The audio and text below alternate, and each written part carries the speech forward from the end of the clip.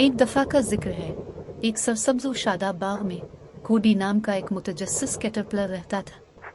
कोडी को बाग के हर पत्ते और टहनी को तलाश करना पसंद था, हमेशा कुछ नया सीखने के लिए बेचैन रहता था। लेकिन अपने तजस्सुस के बावजूद कोडी अक्सर हौसला शिकनी महसूस करता था, क्योंकि वो अपने दोस्तों चींटियों की तरह तेजी से हरकत नहीं कर सकता था।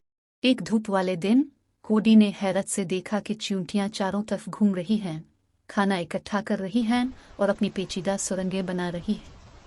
इनकी रफ्तार और चुस्ती पर रश्क महसूस करते हुए कोडी ने ख्वाहिश की कि वो भी उन जैसा हो।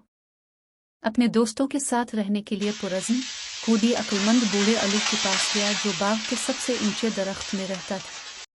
अलिफालो, कोडी ने कहा, मैं चींटियों की तरह तेज रफ्तार बनना चाहता हूँ।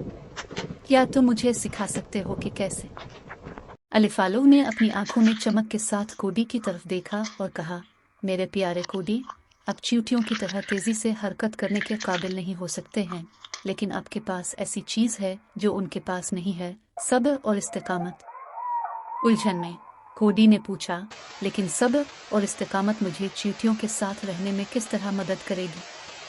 अलिफालो ने मुस्कुराकर जवाब दिया कि मैं तुम्हें एक कहानी सुनाता हूँ। और यूं अलिफालो शुरू हुआ।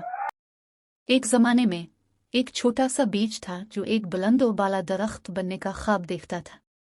दिन ब दिन बीज धूप और बारिश से परवरिश पाकर मिट्टी में सब्र से इंतजार करता था। चैलेंजों और रुकावटों का सामना करने के बावजूद बीज ने कभी हिम्मत नहीं हारी। उम्मीद है। जैसे जैसे मौसम गुजरते गए, बीज ने छोटी छोटी जुड़ें फूटना शुरू कर दी, इस्तेहकाम के लिए जमीन की गहराइयों तक पहुंची। आहिस्ता आहिस्ता लेकिन यकीनी तौर पर ये एक पौधा बन गया, अपनी शाखों को आसमान की तरफ फैलाता रहा। साल गुजर गए और पौधा एक शानदार दरख्त में तब्दील हो गया, जो जंगल की तमाम मखलूकात के लिए साया और पनाहगाह फराहम करता है। और क्या आप जानते हैं कि कोडी, ये किस चीज़ ने मुमकिन बनाया? कोडी ने जवाब सुनने के लिए बेचैन सर हिलाया। ये बीज का गैर मुतज़लज़ल सब्र और इस्तिकामत था, अलिफालो ने कहा।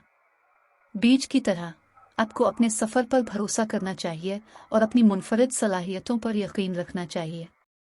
नई समझ के साथ कोडी ने महसूस किया कि उसे कामयाब होने के लिए चींटियों की तरह बनने की ज़रूरत नहीं है। इसके बजाय उसने अपनी ताकतों और सलाहियतों को कबूल किया, ये जानते हुए कि अच्छी चीज़ों में वक्त लगता है। इस दिन से कोडी अपने इर्द गिर्द के अजायबात पर हैरान होते हुए अपनी रफ्तार से बाग की तलाश करता रहा। और अगरचे वो बाग की तेज तरीन मखलूक नहीं थी, कोडी खुशी और इत्मीनान से भर गया, ये जानकर कि वो तरक्की और दरियाफ्त के सफ़र पर है। कहानी का अखलाक, सब्र और इस्तिकामत कामयाबी की कुंजी हैं। अपनी मुनफरिद खूबियों को अपनाएं और अपने सफ़र पर भरोसा करें, क्योंकि अजीम चीज़ों के सामने आने में वक्त लगता है।